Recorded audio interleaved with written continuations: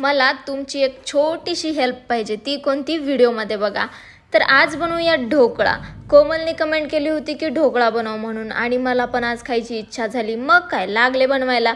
आणि हो, जे जे छत्रपती संभाजीनगरमधून आहेत त्यांनी प्लीज इथे बेस्ट पाणीपुरी कुठे भेटते ते कमेंट करून सांगा, आणि ज्याच्या कमेंटला जास्त लाईक येतील आपण तिथली पाणीपुरी खायला जाऊ।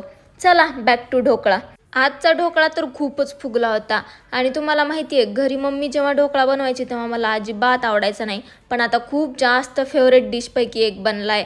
बघा आता यातून वाफ बाहेर जाऊ नये म्हणून मी काय काय जुगाड केले होते, पण हे मध्ये मध्ये खूपच डेंजर आवाज करत होते, काय माहिती कशाने।